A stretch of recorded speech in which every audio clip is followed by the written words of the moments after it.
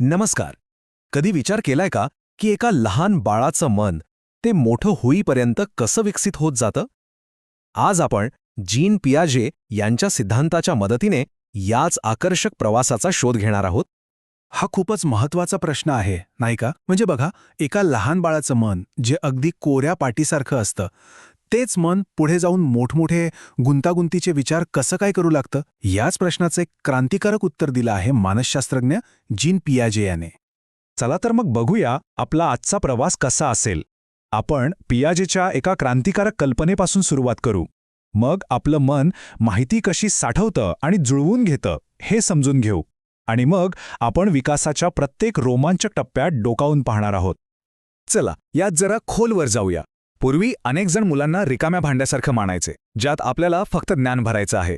पण जीन पियाजे यांची कल्पना ती एकदम क्रांतिकारक होती.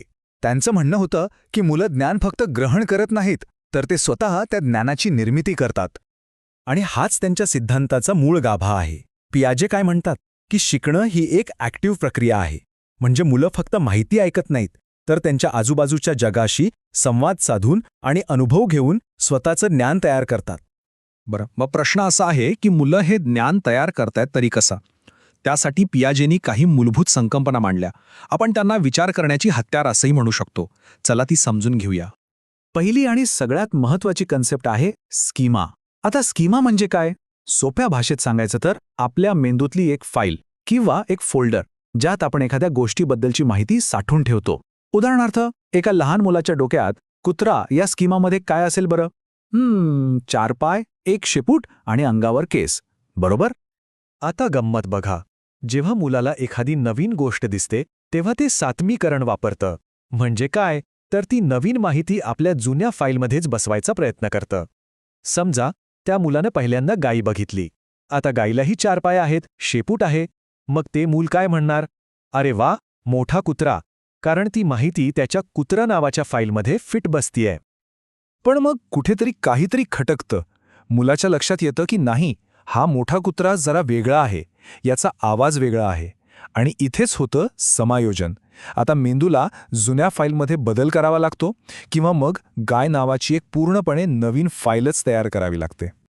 तर सोप्या भाषेत लक्षात ठेवायचं झालं तर सात्मीकरण म्हणजे नवीन माहिती ॲड करणं आणि समायोजन म्हणजे आपल्या विचारांच्या पद्धतीत बदल करणं, तिला जुळवून घेणं.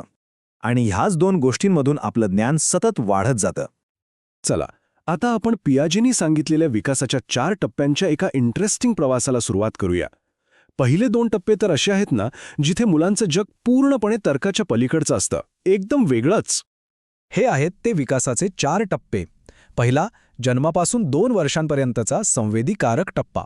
दुसरा, 2 ते 7 वर्षांपर्यंतचा क्रियापूर्व टप्पा. तिसरा, 7 ते 11 वर्षांचा मूर्त क्रियात्मक. आणि शेवटचा म्हणजे 11 वर्षानंतरचा औपचारिक क्रियात्मक टप्पा. चला आता प्रत्येक टप्प्यात जरा डोकावून बघूया. पहिला टप्पा संवेदीकारक अवस्था, म्हणजे जन्मापासून ते साधारण 2 वर्षांपर्यंत. ह्या काळात बाळ जगाला कसं ओळखतं? तर आपल्या इंद्रियांद्वारे आणि हातापायांच्या हालचालींमधून. म्हणजे वस्तूंची चव घेणं, त्यांना स्पर्श करणं, खाली फेकणं, ह्यातून ते शिकत असतं. आणि ह्या टप्प्यातली सगळ्यात मोठी अचीवमेंट काय असेल? तर ती आहे वस्तुस्थायित्व. म्हणजे काय? समजा तुम्ही एखादं खेळणं लपवलं तर सुरुवातीला बाळाला वाटेल की ते गेलं, गायबच झालं. पण ह्या टप्प्याच्या शेवटी त्याला कळतं की नाही, खेळणं अजूनही तिथेच आहे, फक्त दिसत नाहीये. हा एक खूप मोठा बौद्धिक टप्पा आहे. आता येतो 2 ते 7 वर्षांपर्यंतचा काळ. हा आहे क्रियापूर्व टप्पा. इथे मुलांच्या विचारांमध्ये खूपच गमतीशीर गोष्टी घडतात. ते आता शब्द आणि चित्र वापरू शकतात, पण त्यांचे विचार अजूनही लॉजिकल नसतात. ते कमालीचे आत्मकेंद्री असतात. म्हणजे त्यांना वाटते की जसं मला दिसतंय तसंच सगळ्यांना दिसत असणार. आणि त्यांना निर्जीव वस्तूंमध्येही जीव दिसतो, जसं की अरे बघ, सूर्य कसा हसतोय. याचं एक क्लासिक उदाहरण बघूया. 2 वेगवेगळ्या आकाराच्या ग्लासात सारखंच पाणी ठेवा. एक उंच आणि अरुंद आणि दुसरा छोटा आणि रुंद. या वयातल्या मुलाला विचारलं तर ते हमखास म्हणेल की त्या उंच ग्लासात जास्त पाणी आहे. का? कारण त्याचं लक्ष फक्त उंचीवर आहे, म्हणजे गोष्टीच्या फक्त एकाच पैलूवर. यालाच केंद्रीकरण म्हणतात. आता आपण त्या टप्प्यांकडे वळूया जिथे मुलांच्या विचारांमध्ये लॉजिक यायला लागतं आणि त्यांची विचार करण्याची पद्धतच पूर्णपणे बदलून जाते. 7 ते 11 वर्षांचा काळ हा आहे मूर्त क्रियात्मक टप्पा. इथे मुलांच्या विचारात तर्काची, लॉजिकची एंट्री होते. पण एक अट आहे, ते फक्त अशाच गोष्टींबद्दल तार्किक विचार करू शकतात ज्या त्यांच्या समोर आहेत, ज्यांना ते पाहू किंवा स्पर्श करू शकतात. ते आता वस्तूंचं वर्गीकरण करू शकतात, त्यांना क्रमाने लावू शकतात आणि सगळ्यात महत्त्वाचं म्हणजे संधारण ही कन्सेप्ट त्यांना समजते. म्हणजे काय तर वस्तूचा आकार बदलला तरी तिचं प्रमाण बदलत नाही हे त्यांना आता कळायला लागतं. आता बघा गंमत. त्याच मुलाला जर ते 2 ग्लास पुन्हा दाखवले तर ते आता लगेच सांगेल की दोन्ही ग्लासेसमध्ये पाणी सारखंच आहे. कारण आता त्याला कळतंय की भांड्याचा आकार बदलला म्हणून काय झालं, पाण्याची मात्रा थोडीच बदलणार आहे. केवढा मोठा बदल झालाय बघा त्यांच्या विचारात, नाही का? आणि मग येतो शेवटचा टप्पा, वयाच्या 11व्या वर्षानंतर सुरू होणारा औपचारिक क्रियात्मक टप्पा. इथे विचार करण्याची क्षमता मूर्त वस्तूंच्याही पलीकडे जाते. आता किशोरवयीन मुलं अमूर्त संकल्पनांवर विचार करू शकतात, जसं की न्याय म्हणजे काय, प्रेम म्हणजे काय किंवा लोकशाही म्हणजे काय. ते जर असं झालं तर काय होईल असे काल्पनिक विचार करू शकतात आणि एखादी समस्या शास्त्रज्ञासारखी सोडवू शकतात.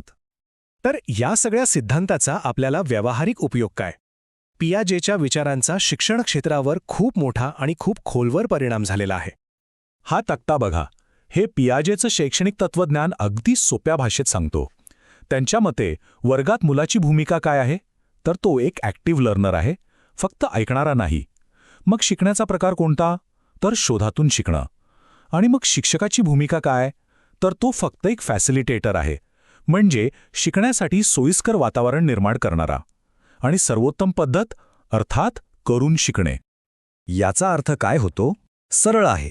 शाळेतला अभ्यासक्रम मुलांच्या वयानुसार आणि त्यांच्या विचार करण्याच्या क्षमतेनुसार असायला हवा.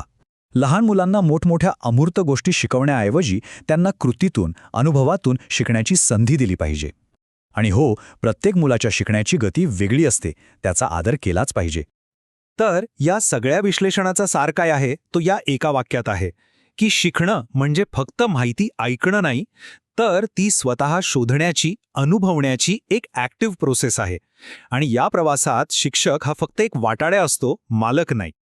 आणि जाता जाता हा एक विचार करायला लावणारा प्रश्न, जर आपलं ध्येय मुलांना फक्त माहिती देणं नाही तर त्यांना स्वतःहून शोधायला शिकवणं असेल, तर मग आपण त्यांना शिकवायला पाहिजे अशी सगळ्यात महत्त्वाची गोष्ट कोणती आहे यावर नक्की विचार करा. भेटूया पुढच्या वेळी.